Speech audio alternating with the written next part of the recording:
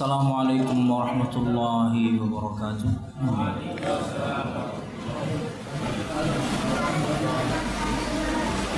Kita lanjutkan.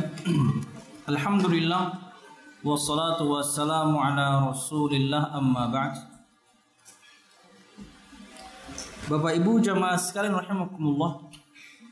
Setelah tadi kita sebutkan tentang kesamaan dan perbedaan tiga istilah, yaitu al-qiyamah as-sughra, al-barzakh dan al-maut. Al-qiyamah as-sughra dia adalah al-maut, sinonim. Sedangkan al-barzakh juga disebutkan makna yang lain dari qiyamah as-sughra.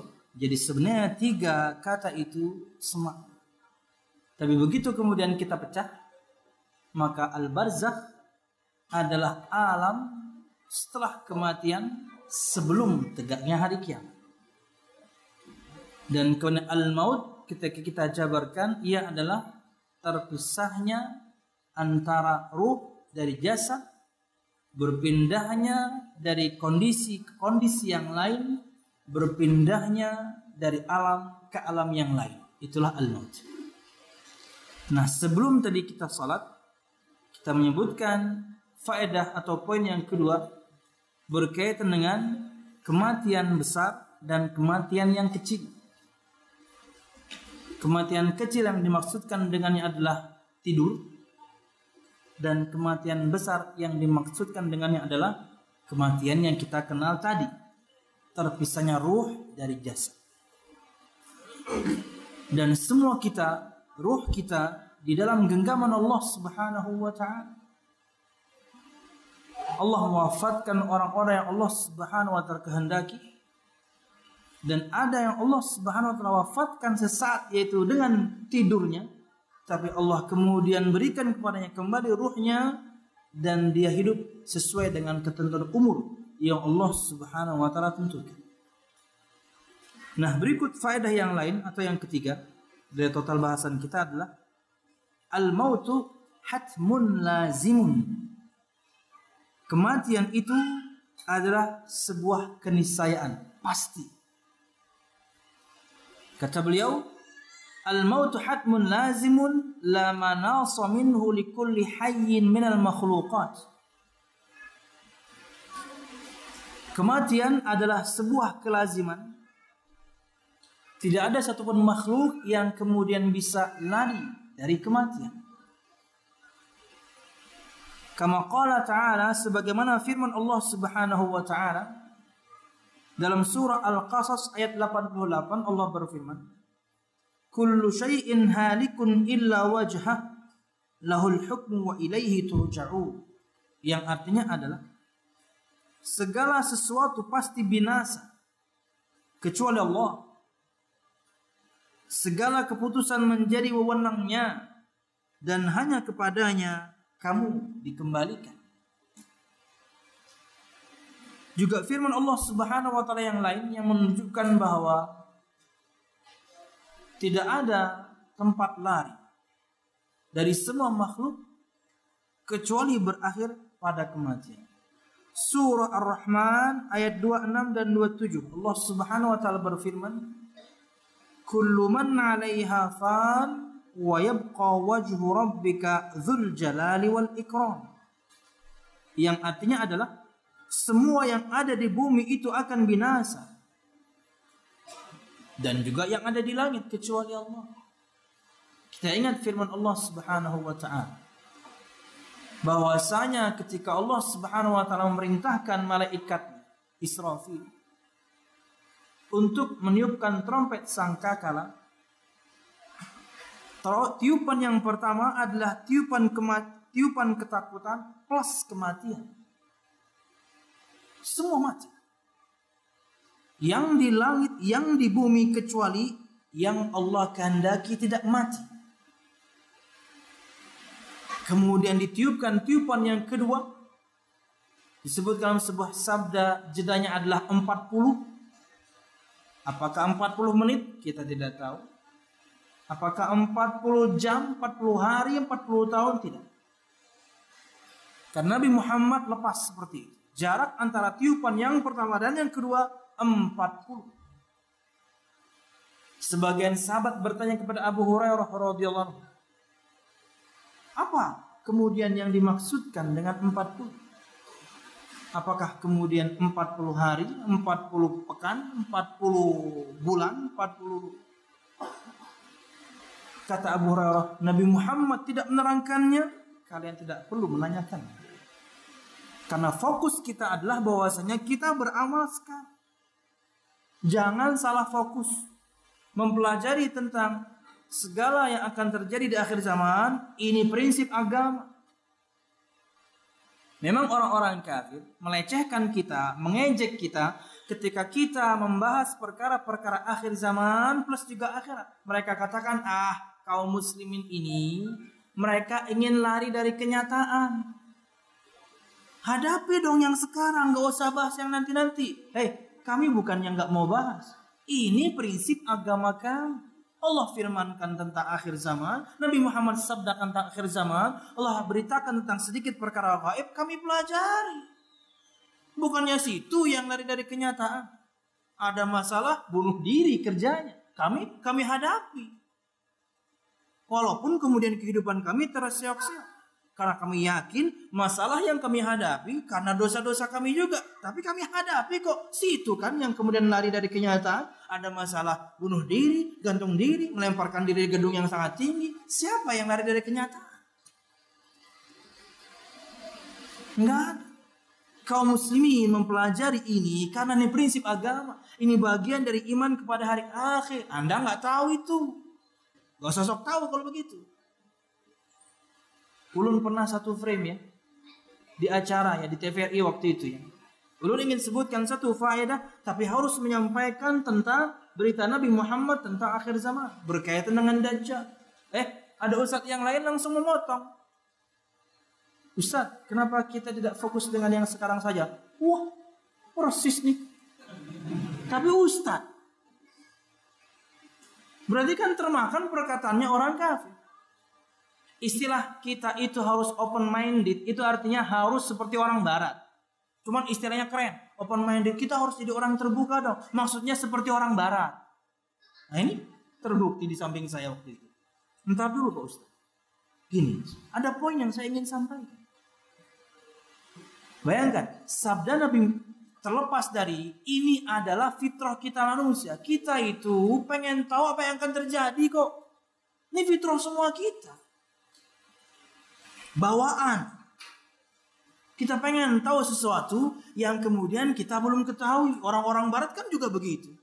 Antum tahu kenapa mereka ciptakan pesawat Challenger itu yang disebutkan bisa mengitari bulan dengan cepat, bisa mengitari bumi dengan cepat? Mereka kan pengen cari titiknya di mana Dajjal. Mereka tahu sabda Nabi Muhammad itu.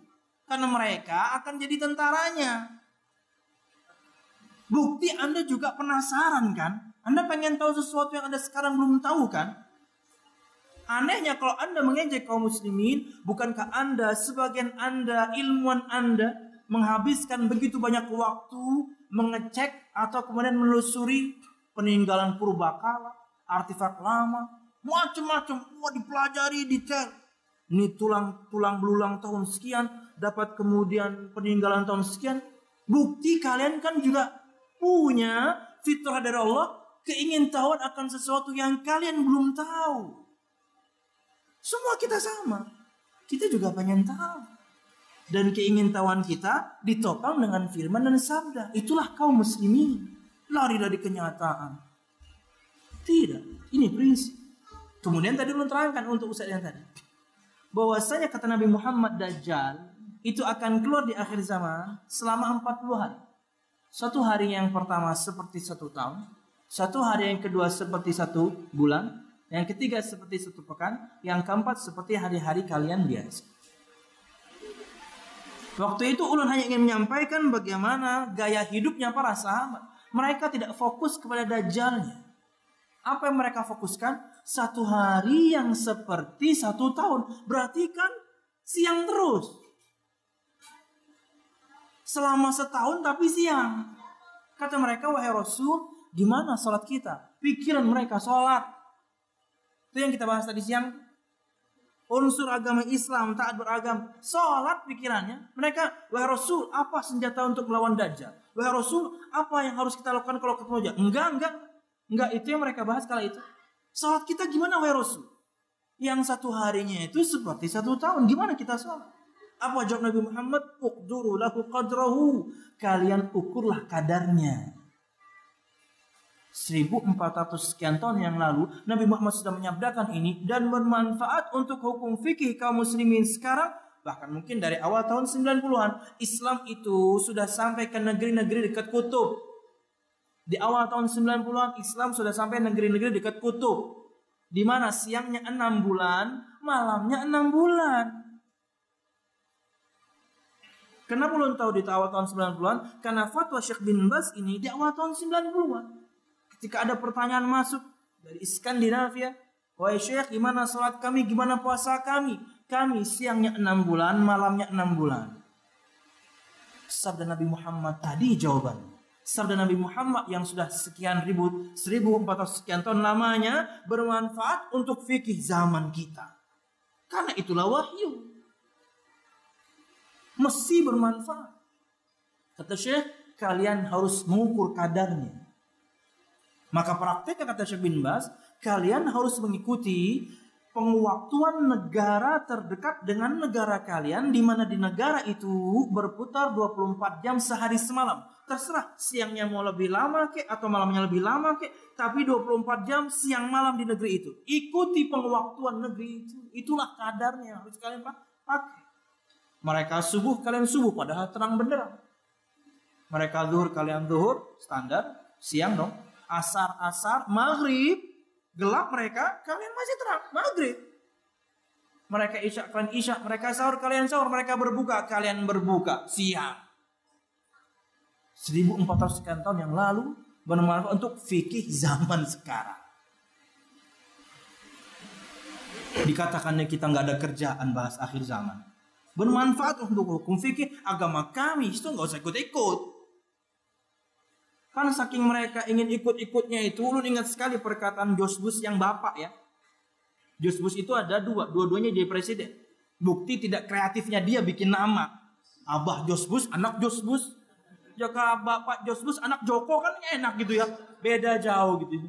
Sama kayak nggak punya nama lain. Nggak kreatif bikin nama. George Bush Junior. Kata bapaknya, gimana kalau hajian itu setahun 2 kali? Nah ini pengen ngurusin urusan kaum muslimin biar nggak bejubel. Bos, kami ini hajian itu timingnya khusus di bulan-bulan haji, Syawal, Dzulqa'dah, dan kemudian sepekan pertama Syawal, Dzulqa'dah, dan 13 hari pertama dari Dzulhijjah. Itu timing dari Tuhan kami. Nanti nggak usah ikut ngurus, nggak usah. Ini nggak bisa setahun 2 kali, waktunya cuma itu hajian. Yang bisa diatur adalah kebijakan Saudi Arabia. Tiap negara berapa persennya silahkan datang. Ini nggak ngerti tapi sok-sokan pengen ngurusi kaum muslimin. Lanjut ya. Kata Syekh, al-mautu hatmun lazimun la manasa minhu likulli hayyin minal makhluqat. Kematian itu adalah sebuah keniscayaan. Tidak ada kemudian tempat berlari. Untuk semua makhluk, mereka pasti mati. Firman Allah Subhanahu wa taala dalam surah Al-Qasas ayat 88, segala sesuatu pasti binasa kecuali Allah. Ulun tadi kan menerangkan tiupan sangkakala tadi ya. Sorry, sampai sini dulu. Allah berfirman, "Wa nufikha fis-sur, fasa'iqa man fis sama'i wal ard, fasa'iqa man fis samawati wal ardi illa man syaa Allah." Thumma nufikha fi ukhra fa idza hum qiyamun yanzurun. Dan ditiupkanlah trompet sangkakala, trompet yang terbuat dari tanduk.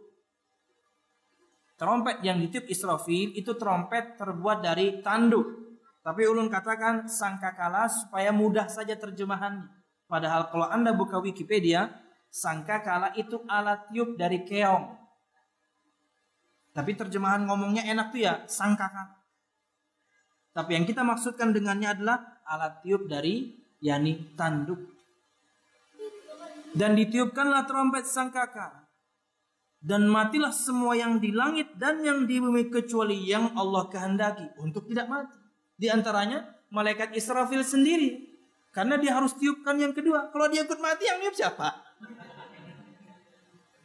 Kata Imam Ibnu Katsir, di antaranya yang dimaksudkan adalah malaikat Israfil itu sendiri. Dan kemudian khilaf berkembang. Ada yang menyebutkan Nabi Musa pengecualian, ada yang menyebutkan bidadari pengecualian.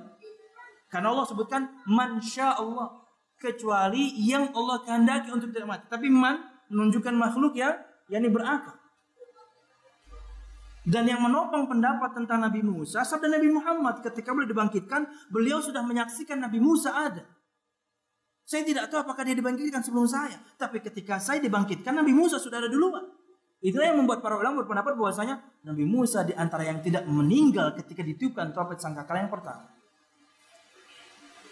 Tiupan pertama, tiupan ketakutan dan kematian sekaligus. Sebagian berpendapat, tiupan itu ada 3. 1, tiupan ketakutan. 2, tiupan kematian. 3, tiupan kebangkitan. Kalau ikut pendapat yang pertama, 2 tiupan saja berdasarkan firman ini. Tapi kejadian pertama yang kedua di 1 tiupan. Takut dan mati. Tsumma nufikha fi ukhra. Kemudian ditiupkanlah tiupan yang kedua. Fa idzahum qiyamun yanzurun. Dan semua mereka bangkit menghadap Tuhan mereka, Allah Subhanahu wa ta'ala. Dan hanya kepadamu dan hanya kepadanya kamu dikembalikan. Ini yang ulun terangkan tadi. Semua kita akan kembali. Lanjut. Dalam surah Ar-Rahman ayat 26-27, kullu man 'alaiha fan wa yabqa wajhu rabbika dzul jalali wal ikram. Semua yang ada di bumi itu akan binasa, tetapi wajah Rabbmu yang memiliki kebesaran dan kemuliaan tetap kekal. Semuanya akan binasa. Semuanya akan mati. Karena kematian sebuah kepastian, sebuah keniscayaan. Juga firman Allah Subhanahu wa taala dalam surah Ali Imran ayat 185. Allah berfirman, "Kullu nafsin dha'iqatul maut wa innama tuwaffawna ujurakum yawmal qiyamah faman zuhziha 'anil nari wa udkhilal jannata faqad faz wa mal hayatud dunya illa mata'ul ghurur." Yang artinya adalah setiap yang bernyawa akan merasakan mati, dan hanya pada hari kiamat sajalah diberikan dengan sempurna balasan. Barang siapa dijauhkan dari neraka dan dimasukkan ke dalam surga, sungguh dia memperoleh kemenangan. Kehidupan dunia hanyalah kesenangan yang memperdaya. Yang namanya jaya itu kalau sudah masuk surga. Orang dijauhkan dari neraka dan masuk ke surga, itulah orang yang menang. Dan ingat, semuanya yang bernyawa pasti akan merasakan kematian dan semua akan dibalas. Kebaikan, ya kebaikan, keburukan, dan Allah Ma'ajil akan dibalas sesuai dengan yang Anda lakukan. Al-jaza'u min jinsil amal. Balasan sesuai jenis amalan. Anda taat kepada Allah, pahala menanti, surga menanti. Anda bermaksiat kepada Allah, sebaliknya juga akan menanti. Kemudian kata Syekh, walau naja ahadun minal mauti lanaja minhu khiratullahi min khalqihi Muhammad Rasulullah SAW. Kalau misalnya ada seseorang yang bisa selamat dari kematian, maka harusnya orang itu adalah orang yang terbaik. Siapa dia? Nabi Muhammad SAW. Tapi Nabi Muhammad juga meninggal. Kalau ada nih orang yang nggak mati, bisa selamat dari kematian, itu Nabi kita Muhammad paling cocok untuk mendapatkan kemuliaan itu. Tapi tidak. Beliau pun meninggal. Kalau sebutkan tadi, sebelum meninggal juga beliau pun luka. Jadi jangan belajar ilmu kebal. Jangan belajar ilmu kebal. Karena Nabi kita Muhammad pun luka. Anda ingin kebal itu gampang. Pakai baju kotak-kotak. Kebal hukum. Sudah lewat ya masa kampanye ya. Jadi saya aman. Ulun pernah beli baju kotak-kotak, baju koko, tapi saya lupa warna itu warna. Aduh, saya pengen ngomong Pak Ahok gak enak ya. Warna dia waktu itu. Oh jadi kotak-kotak tuh kombinasinya kalau nggak salah kan ya biru, putih, merah. Saya beli aja tuh. Begitu saya mau pakai, istri saya yang sadar duluan, "Kak, biar apa enggak nanti dikira orang partai," katanya. Ngapa nih? Mahal loh ini. Ini Pak, waduh nggak kepake. Tapi alhamdulillah penjualnya teman. Dan ketika ulun bawa ke sana, dia menerima kembali dan dia tertawa. Ente bukan yang pertama yang mengembalikan itu. Alhamdulillah diganti saya dengan barang yang baru. Dengan yakni warna yang lain tentunya. Wallah, warna yang lain, partai yang lain. Enggak, warna yang lain yang aman. Aduh. Lanjut. Jadi kalau ada orang yang bisa selamat atau berhak untuk hidup gitu selamanya ya, selamat dari kematian, Nabi Muhammad orang paling pas untuk mendapatkan kemuliaan itu. Tapi tidak.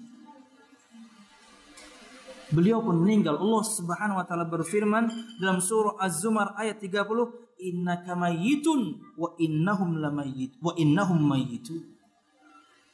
Yang artinya adalah sesungguhnya engkau wahai Muhammad SAW akan mati dan mereka pun akan mati pula. Ini di antara ayat juga yang disebutkan dalam sejarah ayat yang menenangkan Nabi Muhammad SAW. Ketika beliau dibully, ketika beliau dihina, beliau diejek. Maksudnya, kamu ini bukan orang pertama yang diejek. Hei Muhammad, Rasul sebelum kamu juga begini kok.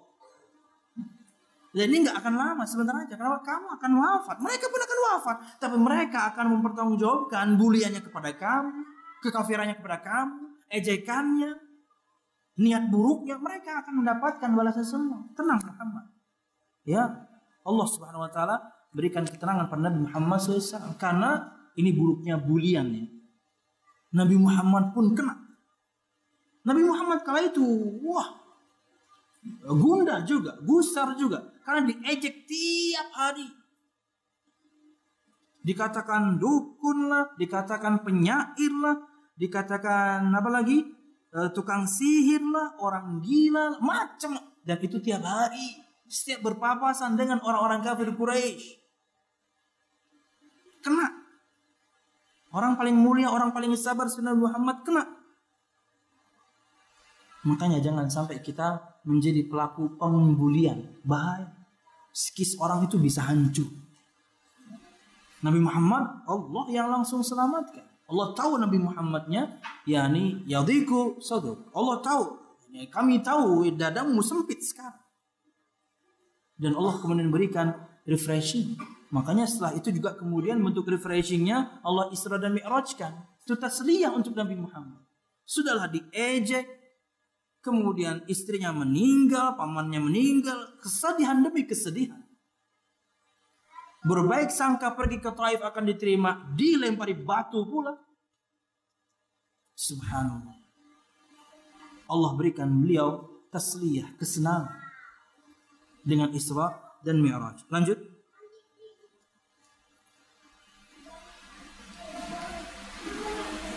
Waqad wasallahu rasulahu bi anna al-mauta sunnatuhu fi khalqi.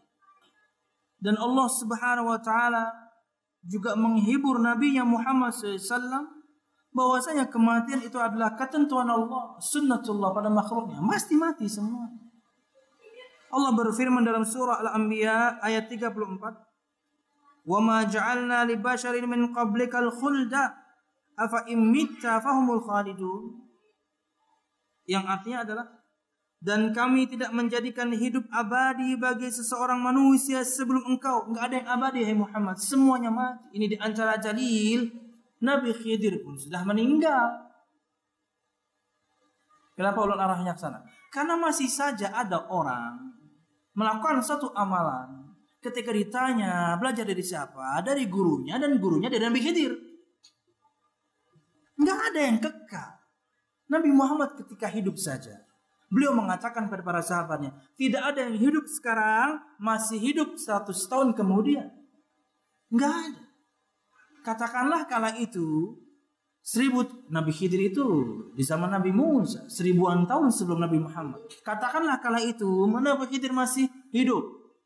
Tapi berdasarkan sabda Nabi Muhammad, maka dia 100 tahun kemudian mesti sudah wafat juga. 2, katakan dia masih hidup. Maka ketika dia masih hidup alaihissalam, dia harus ikut syariat Nabi Muhammad, bukan syariat dia yang dia bawa, enggak. Ingat satu sejarah ketika disebutkan pada Nabi Muhammad bahwasanya Umar bin Khattab bahwa selebaran isinya adalah ayat-ayat Taurat. Nabi Muhammad marah. Anda bisa bayangkan orang sesabar yang kayak tadi menceritakan. Dibully, dilecehkan, diejek, berbaik sangka pengen ke Taif diterima, juga dilempari batu. Orang sesabar itu bisa marah, berarti kesalahan Anda sangat parah. Nabi Muhammad tidak tahu baca, tidak tahu tulis. Tapi disebutkan pada beliau yang dibawa Umar, wahai Rasul, yang di tangannya Umar itu adalah Taurat. Nabi Muhammad marah. Afi syakin anta ya ibn al-Khattab. Alam ati biha bayda'a naqiyah. Wallahi, law kana akhi Musa hayyan ma wasi'ahu illa ittiba'i. Apakah kamu dalam keraguan, hai Ibnu Khattab? Sampai bawa-bawa ayat Taurat. Bukankah aku telah membawa Islam Al-Quran? Suci, putih, bersih, Islam lengkap. Demi Allah, kalau saudaraku Musa alaihissalam dia masih hidup sekarang, dia harus ikut syariat saya. Sama juga dengan Nabi hidup. Semua Nabi dan Rasul itu sudah tekan kontrak sama Allah. Ketika kalian aku utus dan ada Muhammad aku utus, kalian semuanya harus ikut dia. Ya, di surah Al-Baqarah kalau tidak salah. Mereka sudah berjanji. Tidak mesti apa amalan dari Nabi Khidir aja. Gawinang dari Nabi Muhammad nina. Tidak mesti Nabi Khidir. Itu kalau kita katakan dia masih hidup. Kalau dia masih hidup, dia harus ikut syariat Nabi Muhammad. Ini di antara dalil penguatnya. Enggak ada yang kekal. Kata Allah Subhanahu wa taala, dan kami tidak menjadikan hidup abadi bagi seseorang manusia sebelum engkau hai Muhammad. Semuanya meninggal, walaupun ada yang panjang umurnya seperti Nabi Nuh, panjang umurnya. Coba Nabi Muhammad umurnya 2000 atau 3000 aja. Kan kita ketemu. Nikmat yang luar biasa, kata seorang sahabat, bersanding atau bertemu dengan Nabi Muhammad saat lebih nikmat dibandingkan hidup puluhan tahun. Sesaat sama Nabi Muhammad. Apa kita nggak pengen begitu? Katakanlah misalnya beliau umurnya dipanjangkan 2000 tahun. Ketemu kita sekarang. Begawi banting peras keringat banting tulang tupang untuk kemudian bisa umrah. Pengen ketemu Rasulullah. Tapi kan enggak. Subhanallah. Allah Subhanahu wa taala berfirman, dan kami tidak menjadikan hidup abadi bagi manusia sebelum engkau Muhammad. Semuanya wafat. Maka jika engkau wafat, maka apakah mereka akan kekal? Enggak, mati dulu. Dan masing-masing akan mempertanggungjawabkan yang mereka lakukan. Ingin hidup kekal itu dongeng, itu film. Semuanya mati. Wallahu a'lam bishawab. Jamaah sekalian hukum. Kemudian beliau menyebutkan wal mautu haqqun 'alal insi wal jin, dan kematian itu pasti akan dialami oleh manusia dan juga jin. Disebutkan dalam hadis dari Abdullah bin Abbas radhiyallahu anhu. Dikeluarkan Imam Al-Bukhari hadis ini. Nabi Muhammad SAW bersabda, "A'udzu bi'izzatika alladzi la ilaha illa anta, alladzi la yamut, wal jin wal insu yamutun."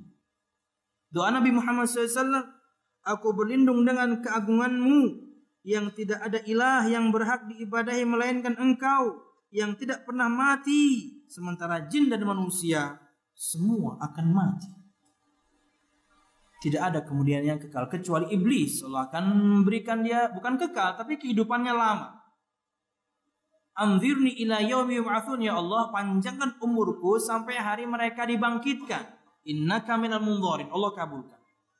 Kata para ulama, kenapa doa iblis, permohonan iblis Allah kabulkan? Karena sebelum dia membangkang, dia pernah taat. Itu faedahnya. Sebelum dia membangkang untuk sujud pada Nabi Adam, dia nggak mau, dia merasa dia lebih utama, dia merasa materi penciptaan dia dari api lebih utama dibandingkan materi penciptaan Nabi Adam dari tanah. Padahal kita tahu di antara cara memadamkan api, kita siram dengan tanah. Lebih utama tanah. Dan 99 keutamaan lainnya kata Ibnu Qayyim yang bisa kita sebutkan tentang keutamaan tanah dibandingkan api. Ya. Jadi kenapa Allah kabulkan doa atau permohonan iblis untuk dipanjangkan umurnya sampai semua kita nanti dibangkitkan? Kata para ulama, karena dia serba membangkang, dia pernah taat. Faedahnya, Anda taat terus. Iblis pernah taat saja, doanya mustajab. Iblis pernah taat saja, doanya Allah kabulkan. Bagaimana jika Anda taat terus? Dikabulkan terus, makanya jalankan ketaatan. Minta semuanya kepada Allah. Kata Allah Subhanahu wa taala, "Ya ibadi kullukum ja'iun illa man at'amtu fastad'imuni ut'imkum." Hai hamba-hambaku, dalam hadits qudsi nomor 24 Arba'in Nawawi. Wahai hamba-hambaku, saya potong. Wahai hamba-hambaku, semua kalian itu lapar kecuali orang-orang yang aku berikan makanan. Maka mintalah makanan kepada aku akan berikan kalian makan. Semua kalian telanjang kecuali orang yang aku berikan pakaian. Mintalah pakaian kepada aku akan berikan. Contoh yang Nabi Muhammad buat dari firman Allah adalah contoh yang paling ringan. Makanan saja, pakaian saja, mintanya harus kepada Allah. Besok ada sebabnya. Anda punya duit bisa beli baju. Anda punya uang bisa beli makan. Tapi mintanya benar kepada Allah. Urwah bin Zubair, anaknya Zubair bin Awwam. Demi Allah, saya memohon kepada Allah hatta al-mil. Demi Allah, saya memohon kepada Allah sampai garam saya minta kepada Allah dalam salat-salat saya. Minta uyah kepada Allah. Pian. Karena kalau anak kos pasti paham. Anak kos pasti paham. Inti masakan yang penting masin nyaman sudah. Bumbu dapur paling penting itu garam. Ya. Sampai garam saya minta kepada Allah. Dan yang kita minta bukan garam. Kita minta NMAX baru. Minta expander cross. Mintanya kepada Allah. Nanti ada muhsinin yang khilaf. Tat kesentian. Anaknya gitu Bang. Tapi mintanya harus benar jemaah. Kepada Allah Subhanahu wa ta'ala. Artinya yang kecil saja para sahabat dan tabi'in mintanya kepada Allah. Sampai sahabat itu minta perkara yang mustahil sebenarnya. Disebutkan untuk masalah makanan ini. Mereka minta rasa. Mereka tahu, sebagian di antara para sahabat miskin. Mereka tahu, yakni bumbu dapur gak lengkap. Berarti masakan istrinya ya tidak akan selezat itu. Dia berdoa, ya Allah berikan rasa pada masakan istri saya. Bayangkan. Sampai yang mustahil mereka minta. Ini juga berlaku untuk ikhwan dan akhwat. Ya Allah, beri saya rasa. Karena sebagian ikhwan gak punya rasa. Akhwatnya sudah mengajukan diri, makasihlah ya. Akhi, mau kapan jadi imam? Belum sudah sembahyang ya. Maksudnya itu jadi suami. Jadi ikhwan jangan lola banget jadi ikhwan. Itu maksudnya adalah metafora. Maukah antum jadi imam saya? Maksudnya jadi suami saya, jadi sedang menawarkan diri. Maaf, lu sudah sembahyang banget. Ya Allah, mau macul jilbab biniannya langsung. Kenapa? Laki-lakinya nggak punya rasa. Anda kalah dengan Gunung Uhud. Gunung Uhud aja bisa punya rasa. Iya kan? Nabi Muhammad ketika naik Gunung Uhud. Apa kata Muhammad ketika Gunung Uhud bergetar? Uthbut Uhud. Wahai Uhud, diamlah, jangan berguncang. Kata para ulama, kenapa dia berguncang? Dia sedang gembira. Dan itu diantara dari Nabi Muhammad berkomunikasi dengan benda mati. Wahai Uhud, diam. Di atas ini adalah seorang Nabi dan Siddiq dan 2 orang yang mati syahid. Padahal dua-duanya masih hidup. Umar dan Uthman. Di antara dalil Nabi Muhammad itu Nabi. Di antara dalil Nabi Muhammad itu Rasul. Orangnya masih hidup. Tapi orang katakan dia akan mati syahid di 2 orang. Dan betul-betul mati syahid. Dibunuh kan dua-duanya. Tapi itu di antara dalil kata Nabi Muhammad. Ini adalah Gunung Uhud. Gunung yang kita cintai dan dia mencintai kita. Tuh gunung aja bisa mencinta. Ada ikhwan yang gak punya hati. Santai aja. Itu maksudnya ulun singgung pian. Padahal berlaku juga sebaliknya di sana. Jauh-jauh sudah mulai Banjar ya lo. Andak Nador, Akhwat Palangkaraya. Panas lo, jalan ada rusak. Begitu sampai maaf tatlah ya. Bukan saya, maksudnya saya sedang bawa ikhwan gitu. Maaf tatlah. Begini karena nggak salaman, takut kena corona.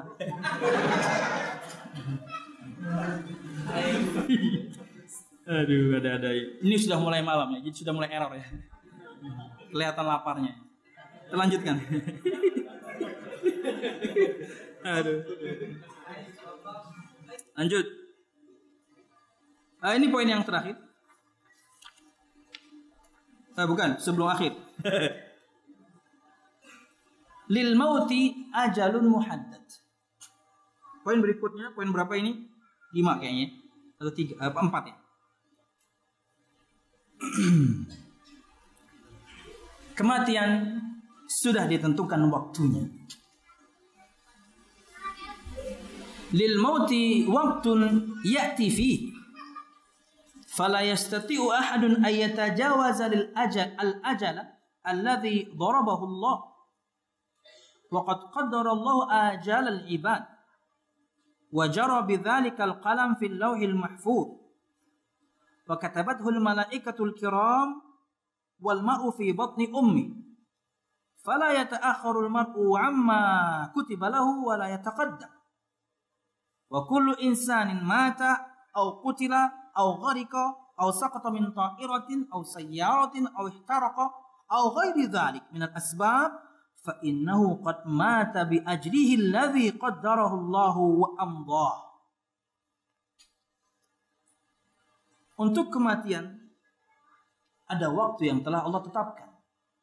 Maka tidak ada seorang pun yang bisa melewati ajal tersebut, waktu yang ditetapkan tersebut, yang telah Allah Subhanahu wa taala tentukan untuk dia. Dan Allah Subhanahu wa taala telah menentukan semua waktu wafatnya semua hamba. Dan dengannya kemudian Al-Qalam menuliskan di Lauhul Mahfuz, dan dengannya juga kemudian para malaikat, para pencatat menuliskan ketika ruh ditiupkan ke janin ketika berumur 120 hari. Dituliskanlah ajalnya di antaranya, penulisan ulang terlepas dari yang di Lauhul Mahfuz. Maka tidak ada seorang pun yang bisa mengundurnya atau bisa memajukan. Maka setiap orang yang meninggal, entahkah meninggal karena terbunuh, tenggelam, jatuh dari pesawat, kecelakaan mobil, terbakar, dan sebab-sebab yang lain yang menyebabkan kemudian dia meninggal, walaupun terkadang juga tanpa sebab, mati aja. Fitnah setiap hari, makanan dijaga, umur 40 mati juga. Jadi mau uyuh aja fitness tuh.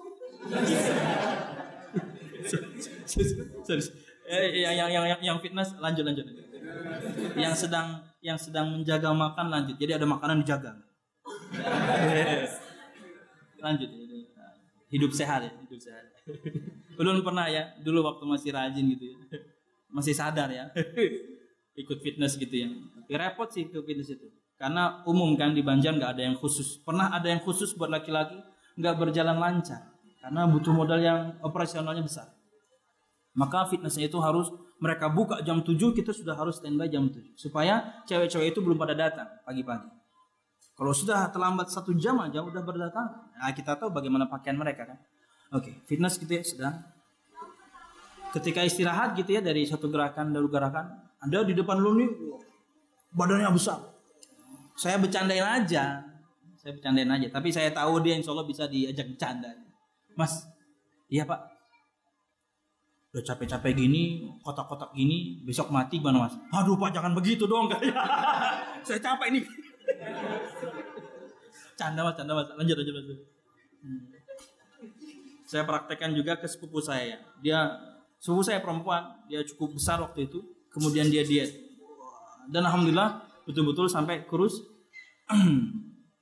Ketika proses dia diet itu saya bercandain. Ini dijaga, ini kada boleh. Sekalinya boleh pakai garam doang, sekalinya boleh dadanya doang, kulitnya nggak boleh.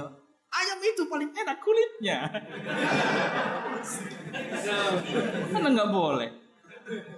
Aduh. Kuah paling enak, santan. Kuah bening. Apaan? Minum air aja kalau begitu. Udah uyuh. Namanya Humaira. Udah nonton. Mai. Uyuh kamu diet besok mati. Maka jangan kayak tukang kajol lu uyuh sudah aja. Ya makan ya. Alhamdulillah ya. Ini jaga ya. Memang lebih baik ya. Wallahu a'lam bishawab.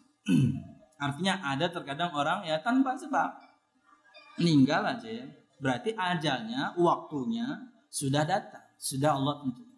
Maka kata Syekh, tidak ada seorang pun yang meninggal entah meninggalnya terbunuh, tenggelam, jatuh dari pesawat atau kecelakaan mobil, jatuh terbakar dan lain-lain sebab, maka sesungguhnya dia telah meninggal berdasarkan ketentuan waktu yang telah Allah sudah tentukan. Tapi caranya ada yang cukup tragis, ada yang caranya bahkan indah. Ada orang kan yakni sholat, sujud dan nggak bangun lagi, meninggal waktu sujud. Keren sekali meninggal. Ada yang meninggal waktu sujud, ada yang ketika berdiri amruk, macam-macam. Ada yang sedang ceramah, ada yang sedang khutbah, keren-keren mati. Ya, tapi ada, kita sayangkan sebagian juga yang meninggal cukup tragis ya. Kecelakaan kah, kebakaran kah, tenggelam kah, macam-macam. Makanya yakni kita memohon kepada Allah Subhanahu wa taala, artinya ketika ajal kita habis pun dalam keadaan yang baik meninggal. Ya, dalam keadaan yang baik. Kalau bisa dalam keadaan menjalankan ketaatannya dan Allah cabut nyawa kita. Jadi akhir hayatnya indah. Kenapa? Karena itu di antara ciri-ciri Allah Subhanahu wa taala mencintai orang tersebut, jamaah. Kata Nabi Muhammad SAW, "Innallaha idza ahabba 'abdan 'assalahu." Kata Nabi Muhammad, sesungguhnya Allah Subhanahu wa taala jika mencintai seorang hamba, Allah akan menjadikan dia seperti madu. Para sahabat bertanya, "Wahai Rasulullah, apa maksudnya menjadikannya seperti madu?" Kata Nabi Muhammad, Allah akan buat dia, Allah akan jadikan dia menjalankan ketaatan terus dan Allah cabut nyawa dia di puncak ketaatannya. Itulah mati manis bagaikan madu. Makanya Nabi Muhammad sering mendoakan sahabatnya seperti itu. Assalakumullah. Para syekh juga begitu kepada murid-muridnya. Assalakumullah. Semoga Allah Subhanahu wa taala menjadikan akhir hayat kalian manis indah bagikan madu. Artinya akhir hayat yang indah. Wallahu a'lam bishawab. Walaupun kalau di pengajian ibu-ibu susah ini difahami. Ibu, semoga Allah menjadikan pian madu. Apa piantatnya? Salah. Salah ngomong jadi karena kepada ibu-ibu mananya bisa lain ya. Dasar ibu-ibu ya. Imajinasinya terlalu tinggi. Wallahu a'lam bishawab. Lanjut. Nah, ini semuanya berdasarkan firman Allah Subhanahu wa taala dalam surah Ali Imran ayat 145. Ulun tidak bacakan semua ini, banyak tentunya. Ulun ambil sebagiannya saja. Wa ma kana li nafsin an tamuta illa bi idznillah kitaban muajjala. Dan setiap yang bernyawa tidak akan mati kecuali dengan izin Allah sebagai ketetapan yang telah ditentukan untuknya. Dan juga dalam surah An-Nisa ayat 78, "Aynama takunu yudrikkumul maut walau kuntum fi burujim musyayyadah." Dimanapun kamu berada, kematian akan mendapatkan kamu, menghampirimu. Kendati pun kamu berada di dalam benteng yang tinggi dan kokoh, enggak keluar-keluar rumah, takut kena virus, mati. Kan sebagian orang sekarang seperti itu. Enggak berani kemana-mana. Di rumah aja, takut kemudian kena virus. Jamaah sekalian rahimakumullah, ketika pemerintah sudah berikan apa istilahnya tuh tips-tipsnya, itulah yang kita lakukan. Selalu di antaranya selalu cuci tangan dengan sabun, mengurangi kontak dulu dengan banyak orang. Bukan berarti kemudian tidak beraktivitas. Karena ketika Anda di rumah pun, kalau memang ajal Anda sampai, Anda mati dengan sebab yang lain. Biasanya di hari Rebo, akhir bulan, pekan terakhir bulan Safar, Rebo terakhir bulan Safar, Rebo Wekasan. Yang diyakini Allah menurunkan begitu banyak bala. Orang sampai nggak mau keluar rumah. Kenapa? Takut kena bala. Pas di rumah, tau-taunya kejatuhan genteng, mati juga. Tugas kita mencari sebab keselamatan, menghindari sebab-sebab kemudaratan. Kalau kita sudah lakukan itu, tetap kita celaka, qadarallahu ma syaa fa'al. Hujan sangat keras, arti hujan levelnya badai. Mungkin kita nggak keluar dulu. Tapi pas kita di luar dan hujan seperti itu, ya mungkin menepi dulu. Berteduh dulu atau mungkin di halte dulu. Sudah di halte, haltenya roboh. Itulah ketentuan Allah. Anda sudah menghindar dari sebab celaka. Karena kalau naik sepeda motor, apalagi kemudian sepeda motornya beratnya nggak berat-berat amat, ya Honda Beat lah ya. Karena kalau ditiup sedikit kipik ya. Sorry nih yang punya Beat. Saya juga suka dengan Beat. Enak gitu. Karena tapi takutan dicuntan orang. Apalagi tutup knalpotnya sudah kededak, lampunya sudah pecahan, tapi bensinnya isinya Pertamax turbo. Karena rizkinya dari Allah. Ya, minta rizkinya benar. Tunaikan kewajiban kita pada pemerintah, kita taat selama dalam ketaatan pada Allah, tapi hak kita minta kepada Allah. Mau berapapun naik bensin, saya bisa beli. Gitu aja, tapi mau di pinggir jalan, cek ada apa Pertamax turbo? Di pinggir jalan.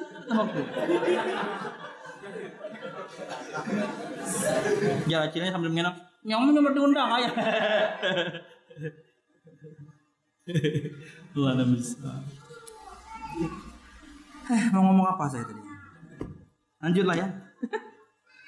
Artinya kematian akan menghampiri kita. Tugas kita mencari sebab keselamatan, menghindari sebab kemudaratan. Jika ada satu wabah di satu tempat, jangan ke sana. Kalau ada wabah di tempat kita, kita jangan keluar. Itulah sunnah Nabi Muhammad sallallahu alaihi wasallam. Kemudian Allah juga berfirman, "Wa likulli ummatin ajal, fa idza jaa ajaluhum la yasta'khiruna sa'atan wa la yastaqdimun."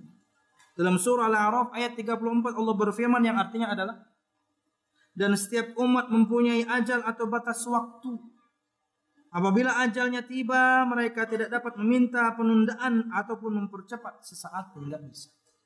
Tidak bisa. Wallahu a'lam bishawab.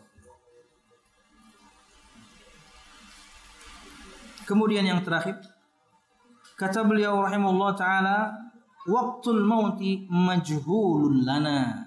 Kematian tidak kita ketahui waktunya. Dia akan datang, tapi kita nggak tahu kapan. Sudah membahas juga sekilas tadi ketika khutbah.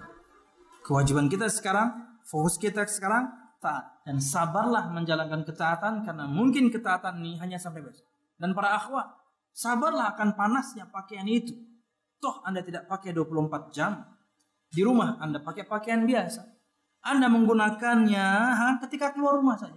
Itu pun memang ketika Anda butuh untuk keluar rumah. Beli sesuatu yang penting atau menghadiri pengajian. Panas memang. Ya. Karena tidak semua akhwat tentunya bisa beri kain yang tebal tapi dingin. Mahal. Ada kain kayak gitu.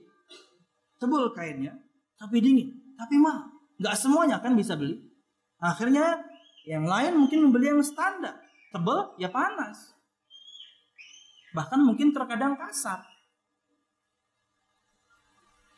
Tapi satu manfaat pakaian wanita ini, ketika warnanya hitam, kada ketahuan sudah ditapas atau balu. Dan tidak ketahuan mereka punya berapa. Itu harusnya. Karena warna hirang sebertaan. Antara kere sama purici ya, dikit lah ya. Sorry Wat, bercanda Wat.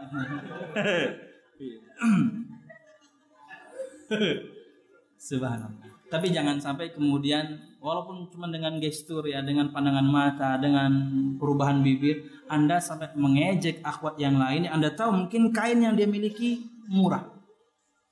Nggak usah, jangan. Syukuri mungkin suami Anda memberikan Anda lebih hingga Anda bisa beli yang bagus, yang tadi yang mahal, tebal tapi dingin tetap. Pas dibuka sekali dalamnya kipas angin. Ya mahalnya tuh rupanya di dalamnya ada kipas angin. Atau kesana kemari, kenapa pian mun kesana kemari kayak mau orang sos, kalanya AC. Pantas ya dingin. Mulai tambah layau. Kita akhiri aja mah. Karena semuanya tercatat ya. Walaupun Anda hanya dengan gestur tapi mengejek, tercatat semua, tercatat. Apalagi sampai Anda sambat. Ini kain kahor dan pian sambat tuh ke bini ulun, pian dicucuknya mata pian. Nyawa nih. Lanjut ya. Terakhir, betul-betul terakhir. Kata Syekh, la ilma lil ibadi bil waqti alladhi yahduru fihi al maut wa yanzilu bihim fa inna ilma dzalika lillahi wahdah wa huwa wahidun min mafatihil ghaib allati ista'thara Allah bi ilmiha. Tidak ada ilmu untuk semua hamba tentang waktu kapan kematian akan datang kepadanya, menghampirinya. Karena sesungguhnya ilmu akan itu hanya milik Allah Subhanahu wa ta'ala. Dan ini salah satu di antara kunci-kunci ilmu ghaib yang cuma Allah yang memilikinya. Apa itu? Allah yang tahu kapan kita meninggal, di bumi mana kita meninggal. Perhatikan firman Allah Subhanahu wa ta'ala dalam surah Luqman ayat 34, "Innallaha 'indahu ilmus sa'ah wa yunazzilul ghaitha wa ya'lamu ma fil arham wa ma tadri ma nafsun madza taksibu ghada wa ma tadri nafsun bi ayyi ardin tamut innallaha 'alimun khabir." Dalam surah Luqman ayat 34 ayat terakhir Allah berfirman, sesungguhnya hanya di sisi Allah ilmu tentang hari kiamat. Nabi Muhammad pun nggak tahu. Nabi Muhammad tidak tahu kapan tegaknya hari kiamat. Tapi sebagai ustadz ada yang tahu. Hebat ya. Dan dia yang menurunkan hujan. Dan dia mengetahui apa yang ada dalam rahim. Dan tidak ada seorang pun yang dapat mengetahui dengan pasti apa yang akan dikerjakannya besok. Enggak, kita hanya merencanakan. Terjadinya dan tidak kita nggak tahu. Dan tidak ada seorang pun yang dapat mengetahui di bumi mana dia akan mati. Sungguh Allah Maha mengetahui, Maha mengenal. Wallahu a'lam bishawab. Jamaah sekalian rahimakumullah. Kemudian kata Nabi Muhammad SAW, mafatihul ghaibi khamsun. Kunci perkara yang gaib itu ada 5. Kemudian Rasulullah SAW membaca firman Allah yang tadi. Kapan terjadinya hari kiamat? Kapan turunnya hujan? Kemudian apa yang ada dalam rahim seorang ibu? Jamaah, dengan alat sekarang orang bisa tahu jenis kelamin. Tapi pertanyaannya, sejak perempuan itu ketahuan hamil, apakah alat itu bisa mengetahui jenis kelamin? Enggak kan? Enggak. Di bulan tertentu dia tahu jenis kelamin anak ini. Sejak pertama perempuan hamil misalnya, dia dengan test pack garisnya 3. 3. Biasanya kan cuma 2 ya. 3. Karena anaknya kembar. Kembar 3. Laki, perempuan, sama anak kucing. Sorry. Makin layu ini. Wah, Kak, belum hamil. Ayo, langsung kita ke dokter. Langsung ke dokter hewan. Langsung ke dokter. Sampai dokter, dok, ini laki-laki perempuan. Ya nggak bisa, Bu. Nanti di bulan tertentu baru ketahuan. Ya, bahkan ada kejadian. Disebutkan anak ini dengan alat USG itu. Anak ini perempuan, tentunya lahir laki-laki. Iya, karena itunya sedang bersembunyi aja. Iya. Nah, lakian sekalinya. Iya. Jadi tetap ilmu ghaib. Oke, kita katakan sekian tahun akan datang ada alat sangat canggih. Sejak perempuan hoek-hoek pun. Jadi perempuan nggak ke dokter pun pakai test pack bisa tahu. Habis itu tes, lakian langsung ketahuan. Saking canggihnya zaman itu nanti. Jadi ada satu zaman nanti di mana dengan test pack pun sudah ketahuan. Cuman dari air liur doang. Pakai test pack langsung keluar hologramnya. Oh, lakian ya. Misal. Saking canggihnya nanti zaman tertentu ya. Tergantung imajinasi Steven Spielberg aja udah nih. Ada nanti. Nah, kan dia yang imajinasi tinggi ya. Yang dia sebutkan di tahun-tahun tertentu, semuanya kejadian semua sekarang. Jangan-jangan Steven Spielberg itu wali ya? Bujur berarti. Mau ngomong ngapain? Nah, pertanyaan dari Syekh Utsaimin. Ketika orang tahu jenis kelamin, bahkan mungkin di hari pertama, bukan dengan kecanggihan luar biasa, apakah alat itu tahu bagaimana hidup orang ini, dia bahagia atau tidak, bagaimana rezekinya, matinya kapan? Tahu? Tetap nggak tahu. Secanggih-canggihnya alat sehingga nggak tahu 4 hal ini. Karena ketika ruh ditiupkan ditentukan ulang 4 hal ini. Kutiba rizquhu wa amaluhu wa ajaluhu wa syaqiyyun aw sa'id. Dituliskannya rizkinya, amalnya, dan dia rizkinya, amalnya, ajalnya, dan dia masuk surga atau neraka. Allah sudah tentukan. Alat Anda bisa tahu nggak? Nggak tahu. Berarti tetap ilmu ghaib tentang rahim tentang isi rahim seorang ibu. Dan kemudian hanya Allah yang tahu apa yang akan terjadi untuk kita besok, kita hanya bisa merencanakan. Makanya jangan pernah lupa untuk mengatakan insyaallah. Aku esok hendak ma'anu insyaallah. Ya, wala taqulanna li syai'in inni fa'ilun dzalika ghada illa masyaallah. Jangan katakan saya akan lakukan ini besok kecuali berdasarkan izin Allah. Ingat satu sejarah dalam Sahih Bukhari, Nabi Muhammad bercerita. Kala itu Nabi Sulaiman mengatakan, malam ini saya akan gilir 100 istri saya. Dan semuanya akan hamil dan melahirkan semua pejuang, yakni agama. Diingatkan oleh malaikat Jibril. Katakan insya Allah. Kata Nabi Muhammad, dan kala itu Nabi Sulaiman tidak mengatakan insya Allah. Dia tetap lakukan apa yang dia lakukan. Dan tidak ada yang hamil kecuali 1 istri. Dan lahir pun anaknya cacat. Cuman gak ngomong insya Allah doang. Jadi jangan abaikan perkataan. Insya Allah laki-laki muslim sejati. Bukan insya Allahnya orang berhutang. Mulai. Isuk insya Allah aja. Wah udah tuh besok kada kau dihubungi itu teleponnya tuh. Telepon yang Anda tuju belum terpasang. Nah ini kan nomor dia. Kok belum terpasang? Lebih parah lagi mungkin operatornya telepon yang Anda tuju orangnya bukan. Nah.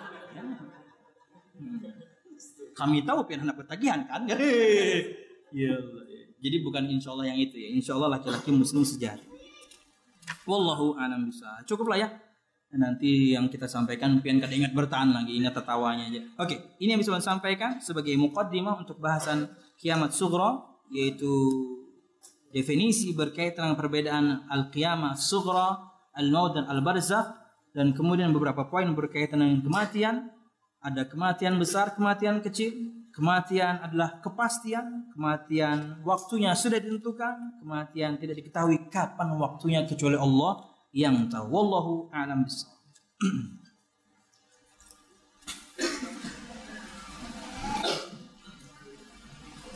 Ada yang komen nih. Yang komen yang akhwat-akhwat nih. Soal baju tadi kayaknya. Oh, jas hujan jar Ustadz. Oh ya, sebagian akhwat ketika pakaiannya seperti itu, ejekannya jas hujan. Enggak apa-apa ya, jas hujannya. Daripada situ beat hujan. Jas hujan kan berarti Honda Jazz. Mahal dong. Pengen lambat tertawanya. Bukti bahwasanya jokes saya nggak kena ya. Oke.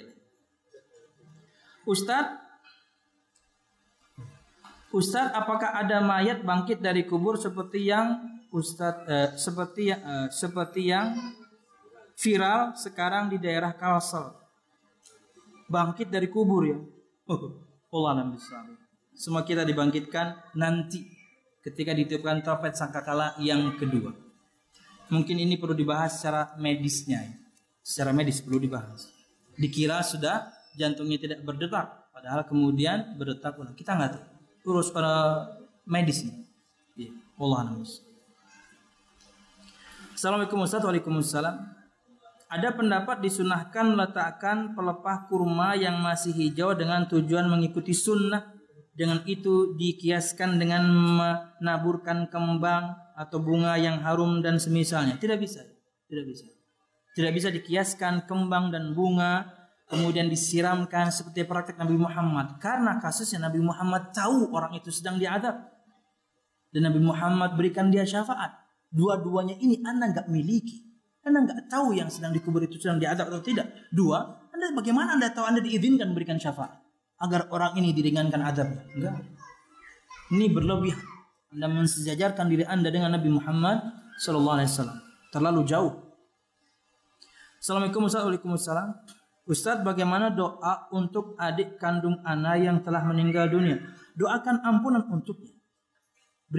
Doakan kebaikan untuknya. Di antaranya, mohonkan ampunan kepada Allah Subhanahu wa Ta'ala. Jika adik Anda sampai balik baru meninggal, berarti dia pasti punya dosa.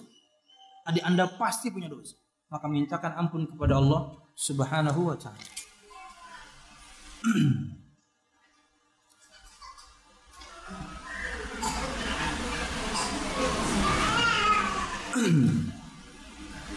Bismillahirrahmanirrahim. Semoga Allah selalu memberkahi Ustaz dan semua pian semuanya insyaallah, amin ya rabbal alamin. Berkah itu adalah al khairul katsir wa dawamuhu.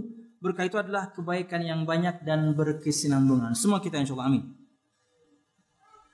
Ustadz ulun hendak bertakun. Wah. Ya. Coba Ustadz ulun hendak berkunjung, kan lebih enak ya bacanya. Berkunjung aja. Apakah jika yang meninggal itu seorang ahli bid'ah, ia akan diampunkan Ustadz? Ini urusannya di bawah kehendak Allah Subhanahu wa taala. Jika Allah ingin mengampuni, Allah Maha Pengampun. Jika Allah ingin mengazab, sesuai dengan kadar dosa.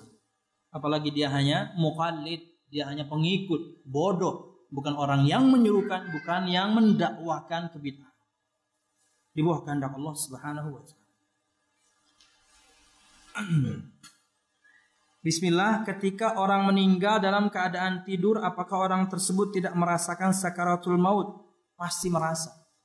Berdasarkan sabda Nabi Muhammad, inna lil mauti sakarat. Sesungguhnya untuk kematian ada rasa sakit. Sakarat itu rasa sakit. Mesti dia merasakan. Mesti dia merasakan. Makanya di antara keterangan para ulama, keringat yang ada di jidat orang yang baru meninggal itu dalil dia sedang menahan rasa sakit tadi. Padahal orang mukmin ketika meninggal, kita akan sebutkan mungkin besok subuh kayaknya. Ruh itu dicabut seperti air yang mengalir dari teko atau ceret.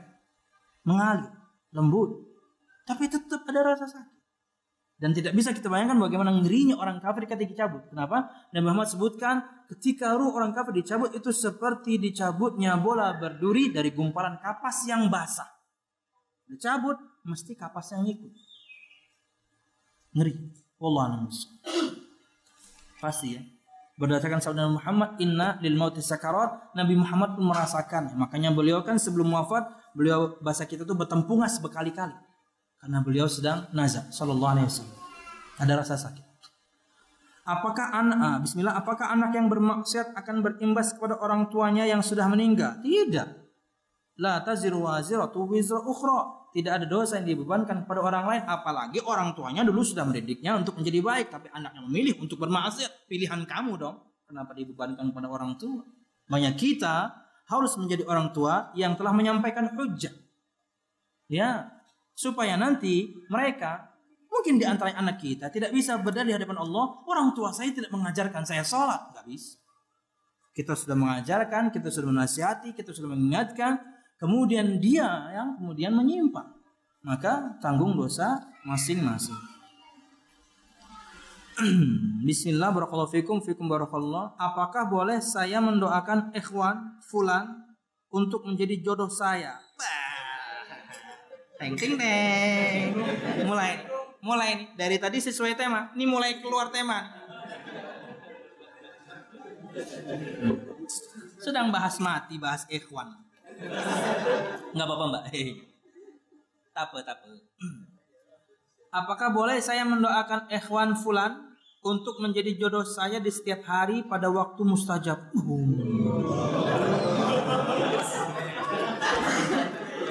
Perkataan Imam Ibnu Katsir ya. Orang ahli hikmah mengatakan. Dan ini tafsiran Imam Ibnu Katsir ketika menafsirkan firman Allah Ali Imran ayat 31. Qul in kuntum tuhibbunallaha fattabi'uni yuhibbukumullah wa yaghfir lakum dzunubakum ila akhir ayat.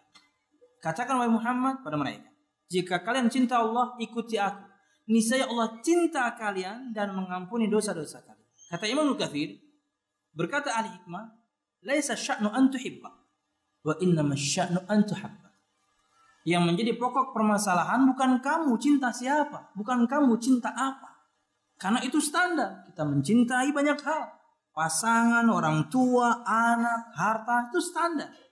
Itu bukan pokok pembahasan kata Imam Nukatsir. Menukil perkataan para ahli hikmah. Wa inna masya'nu antuhabba. Yang jadi pokok pembahasan yang dahsyat itu. Kamu dicintai siapa? Nah, itu baru keren. Anda mengikuti Nabi Muhammad. Allah yang cinta kepada Anda. Nah ini pembahasannya. Nah, ini. Ikhwan ini sedang dicintai. Mantap. Dan apa batasan saya dalam mendoakan fulan tersebut? Siap. Nasihat untuk semuanya, ikhwan atau akhwat, berkaitan dengan seorang yang Anda dambakan, harusnya doanya jangan spesifik. Doa itu jangan spesifik. Minta yang umum, yang terbaik saja. Ya, Disebutkan seorang tabi'i berdoa dan dia detail. Ketika minta masuk surga, dia sebutkan nikmat surga yang dia tahu dari firman dan sabda. Ya Allah, masukkan aku dalam surgamu yang di dalamnya ada. Didengarkan oleh bapaknya, seorang sahabat. Wahai anak, tidak seperti itu Nabi Muhammad mengajarkan kamu. Berdoa saja masuk surga, selesai. Kenapa? Semua isinya nikmat. Pasti nikmat semuanya. Tidak perlu didetail. Itu diantara dalil yang menunjukkan doa itu adalah yang mujmal atau global saja. Ya Allah, berikan saya suami yang saleh, suami yang bertanggung jawab, suami yang akhlaknya baik, agamanya terserah, yang umum saja. Berkaitan dengan hati Anda condong pada seorang, Allah tahu. Ya. Tapi belum tahu yang Anda sukai, yang Anda gandrungi baik untuk Anda. Belum tentu baik untuk Anda. Bisa jadi Anda hanya melihat zahirnya saja. Di balik itu, dia tidak sebaik yang Anda kira. Minta yang umum. Ya Allah, berikan saya pasangan ikhwan dan akhwat sama. Ya Allah, berikan saya jodoh, yakni yang saleh atau salehah, agamanya baik. Ya, yang umum saja. Dan kemudian besoknya kita berusaha. Yang laki-laki mencoba tukeran CV, nazar, lamar. Yang perempuan boleh kemudian menawarkan diri, boleh. Khadijah itu menawarkan diri, tapi caranya elegan. Khadijah itu menawarkan diri, tapi lewat teman, untuk disampaikan ke Rasul dengan bahasa kiasan, tapi Rasul cerdas. Semua Nabi dan Rasul itu cerdas. Beliau faham Khadijah naksir dia, dan beliau sambut, yakni ketertarikan Khadijah. Boleh tawarkan diri. Langsung pun boleh, tapi kurang elegan aja. Mungkin Anda punya kakak laki-laki, atau abah, atau paman. Cariakan pang ulun suami. Tawarkan pang ulun lawan ikhwan yang pian kenal akhlak dan agamanya baik. Seperti itu harusnya. Umum saja, jangan spesifik. Karena kalau Anda tidak mendapatkannya, nanti Anda akan kecewa. Begitu ikhwan itu memilih yang lain, atau ketika Anda menawarkan dia menolak, Anda akan kecewa. Yang tadinya jilbab besar jadi jilbab kotak. Yang tadinya jilbab kotak kemudian jilbabnya jadi jilbab ikat. Yang tadinya jilbab ikat jadi jilbab akupunktur. Jilbab yang banyak pentulnya itu loh. Jilbab sekali akupunktur.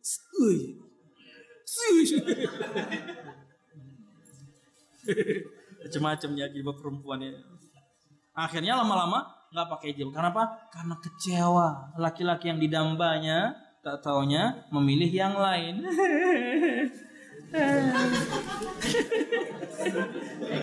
Nggak usah ya, minta yang umum-umum saja. Mungkin kalau pian pernah mendengar cerita ulun, itu jangan ditiru. Ulun dulu nggak paham. Padahal sudah kuliah di Madinah, tapi nggak paham-paham amat. Atau saya pura-pura nggak paham. Saya spesifik sebutin nama waktu itu. Tapi waktu itu saya dapat multazam. Multazam itu, kalau Anda bayangkan kubusnya Ka'bah, kemudian Hajar Aswad, katakan ini pojok Hajar Aswad, kemudian di sini pintu, jarak antara Hajar Aswad dan pintu itu namanya multazam.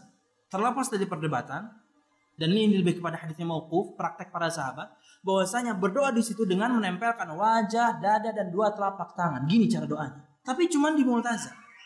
Saya antri dan saya dapat. Di situ langsung saya minta jodoh. Tapi saya sebutin nama. Ya Allah, jika fulana betul-betul ada jodoh saya, yakni dekatkan. Ya pokoknya bagaimana, waktu saya lupa, lafadznya saya lupa. Laki-laki pelupa, tapi laki-laki juga pemaaf. Jangan lupa nih akhwat nih ibu-ibu. Laki-laki itu memang pelupa, apalagi soal tanggal, apalagi soal angka, apalagi soal bulanan, lupa kita.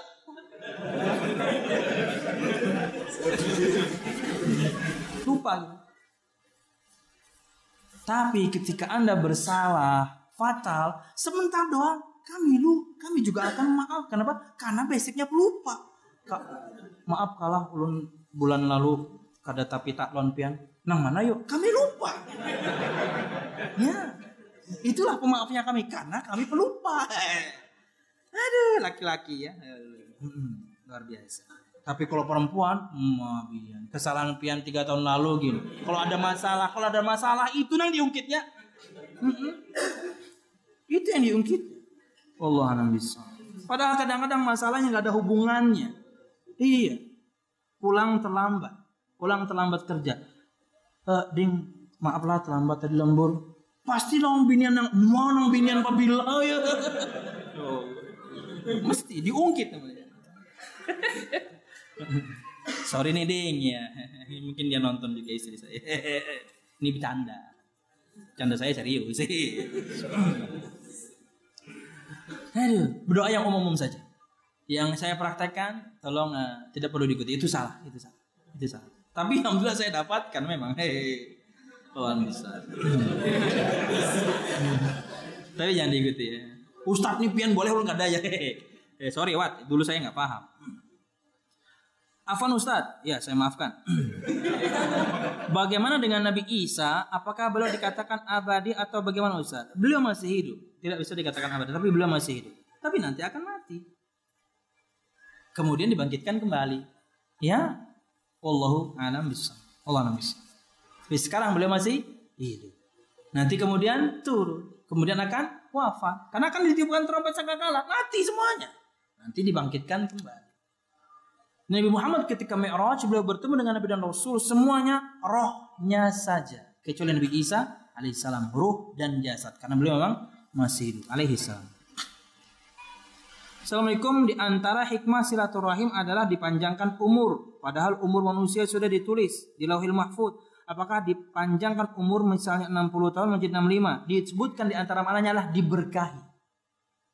Umurnya itu penuh dengan keberkahan, penuh dengan kebaikan. Makna dari yakni dipanjangkan umur pada sabda Nabi Muhammad SAW atau firman Allah hadits qudsi, barang siapa yang ingin dipanjangkan umurnya, diluaskan rezekinya, maka sambunglah tali silaturahim. Betul, padahal ajal sudah Allah tentukan. Kok bisa panjang? Maksudnya kata para ulama, berkah umurnya, panjang umur dalam kebaikan. Wallahu a'lam. Bagaimana pendapat Ustadz tentang pemerintah yang mengeluarkan beberapa WNI dari tempat wabah, padahal Rasulullah melarang keluar dari tempat tersebut? Wallahu a'lam bishawab. Pemerintah dengan semua yang mereka lakukan ada benar, ada salah, enggak sempurna mereka. Wallahu a'lam bishawab.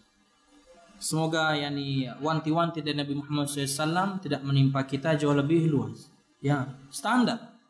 Manusia takut mati itu standar. Karena kita belum siap, bekal kita belum banyak. Tapi kalau takut matinya karena cinta dunia, itu yang tercela. Itu yang tercela. Berkaitan dengan sebab-sebabnya macam-macam. Tapi kita punya kaidah memang. Firru minal judham, firaruka minal asad. Larilah kamu dari penderita lepra seperti kamu lari dari seekor singa. Ya, artinya kalau ada wabah di satu tempat kita nggak kesana. Ada tempat kita jangan keluar. Karena hukum asalnya kata Muhammad, la adwa, tidak ada penyakit yang menular dengan sendirinya. Semuanya atas izin Allah Subhanahu wa taala dengan sebab-sebabnya. Allah. Saya berharap ceramahnya Syekh Sudais yang ada di website resminya, di channel resminya Mekah itu ada yang terjemahkan. Bagus sekali tentang corona ini. Bismillah. Bagaimana mengetahui jika kita terkena ain dan cara mengobati ain? Jamaah sekalian rahimakumullah. Di antara cara mengetahui, wallahu a'lam bishawab, ain itu terkadang terjadi pada kita, entah kita tertimpa sakit atau musibah. Sebab-sebab sebelumnya yang kita lakukan jauh dari musibah. Artinya kita ngatur makan, kita ngatur minum, kita sehat walafiat. Tiba-tiba ambruk. Ulun pernah dapat cerita dari Ustaz Muhammad Qasim Muhajir. Sekarang beliau ini dulu beliau direktur pesantren Islam Al-Irsyad, sekarang beliau jadi penasehat. Beliau yang bercerita, adik ipar beliau kena ain. Beliau istrinya Arab, tentunya beliau tidak Arab tapi istri beliau Arab. Adik iparnya, tentunya kita tahu ya standar ya. Arab susah nyari yang tidak ganteng. Perempuan juga susah nyari yang jelek. Ganteng-ganteng, cantik-cantik gitu ya. Itulah kenapa Nabi Muhammad Arab, karena ganteng banget sallallahu alaihi wasallam. Oke. Dan saya Arab oriented. Ya, makanya waktu doa dulu tuh, ya kembali pada cerita tadi, pengen punya istri yang matanya besar, hidungnya mancung gitu. Karena saya sipit pesek pula. Pengen anak itu kayak istri nanti. matanya besar, hidungnya mancung. Ketika lahir anak saya sipit semua. Ikut saya juga. Aduh. Ini ngomong apa tadi? Aid. Jadi tiba-tiba mungkin tertimpa penyakit atau sakit. Padahal sebelumnya tidak terjadi apapun. Itu di antara indikasi Anda mungkin kena aid. Nah, tadi saudara adik ipar Ustaz Muhammad Qasim itu hari sebelumnya wajahnya mulus biasa. Jeda 1 hari jerawatan luar biasa. Dalam 1 hari itu mustahil. Dia harusnya pelan-pelan keluarnya, tapi enggak, langsung banyak. Tapi karena dia punya kakek ipar Ustaz Muhammad Qasim, dia langsung, kamu ingat-ingat deh, siapa yang puji wajahmu? Ya, itu biasanya dari pujian orang yang hasad. Orang yang hasad. Orang kalau punya penyakit ini, dia muji orang tapi dia intinya adalah iri, orang itu bisa kena. Bahkan berdasarkan takdir Allah bisa sampai wafat. Bahayanya itu. Maka sikap kita, cara mengobatinya, yang pertama, kita dimandikan dengan air dari bekas wudhu orang yang memuji. Ini repot. Apalagi kalau misalnya kita lupa siapa yang memuji. Bagaimana kita mencari? Maka cara yang kedua, ruqyah. Itulah cara mengobati. Di ruqyah. Dibacakan ayat-ayat Al-Quran untuknya. Wallahu a'lam bishawab. Wallahu a'lam. Makanya pian punya anak yang lucu, nikmati. Gak usah diposting-posting. Karena banyak orang di luar sana, satu mungkin punya anak tapi tidak selucu anak Anda. Karena dia cuma punya anak monyet. Ya dia mau yang gak punya. Atau dia bertahun-tahun menikah dia gak punya anak. Akhirnya dia muji tapi intinya adalah dia yakni hasad. Nah, gak usah posting-posting. Sama juga dengan keharmonisan rumah tangga Anda. Nikmati aja. Anda dapat istri yang salihah. Ketika Anda perintah dia taat. Ketika Anda lihat dia selalu menyenangkan. Ketika Anda tinggal dia menjaga dirinya, menjaga rumahnya, menjaga kemuliaannya, menjaga harta kita, menjaga anak kita. Salihah. Nikmati. Gak usah pasang-pasang status. Alhamdulillah dapat bini kayak ini. Ya Allah. Satu aja kayak ini kayak pemun 4. Canda deh, canda.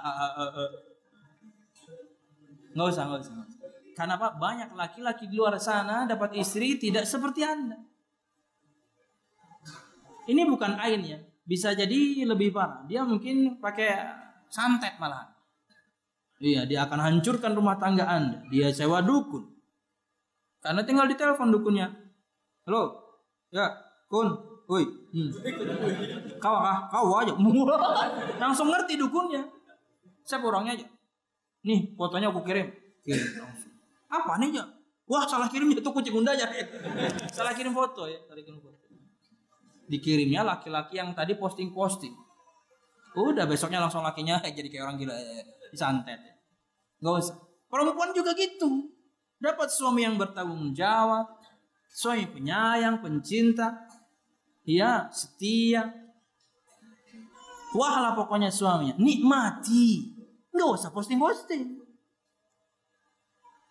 Bisa nang paling untung di dunia ke aku panggil. Baik, mana lakiku tuh jamu. Gajinya sebertan dijulungnya ke aku. Buku tabungannya dijulungnya bertanya. Itu berarti Anda dibodohi. Kenapa? ATM-nya dikacaknya. Apa? Senang dijulungi buku, ATM dikacaknya. Karena duitnya tuh tinggal digesek. Tapi teteh ulun ATM dia dijulunginya, tapi mobile banking ku kacak juga. Ku transfer ke rekening orang lain. Nah, apa biar? Nggak usah. Karena apa? Banyak perempuan di luar sana, mereka punya suami tidak sebaik suami Anda. Ya. Nanti disantet lagi suami Anda. Doakan anak dan kami semua agar mati dalam keadaan istiqomah di atas sunnah dan dalam keadaan indah. Amin. Ya Rabbal Alamin. Semua kita insya. Terakhir. Bismillahirrahmanirrahim. Semoga Allah menjaga Ustaz dan semua pian semuanya. Amin. Ya Rabbal Alamin. Kalau ingin dijaga Allah, kita jaga hukum-hukum.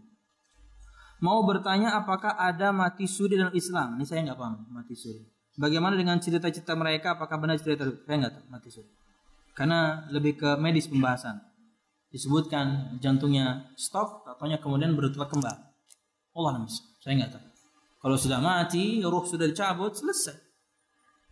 Ruh kita itu dikembalikan ketika sudah kita wafat. Ruh kita dikembalikan itu kalau kita jawab salam.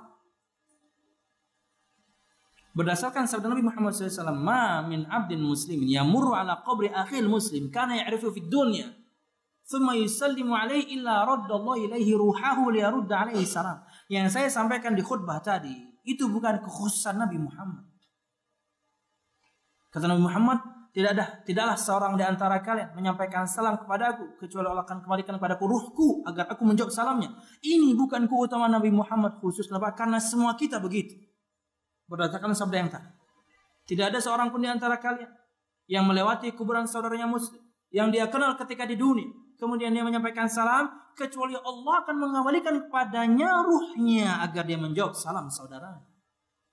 Di antara jalin ruh sebagian kaum muslimin, mungkin teman-teman kita yang saleh sudah di surga Allah karena dikembalikan. Wallahu a'lam bishawab. Kita akan bahas karena ada yang dikembalikan, ada yang tetap yakni di jasad. Tentunya setelah dicabut, diangkat ke langit, entah baik atau buruk, yang baik diantar, yang buruk dilempar. Tapi ada yang dikembalikan untuk menjawab salam. Kenapa? Karena sudah di sisi Allah Subhanahu wa taala. Wallahu a'lam bishawab. Subhanakallahumma bihamdika asyhadu an la ilaha illa anta astaghfiruka wa atubu ilaik. Wassalamualaikum warahmatullahi wabarakatuh.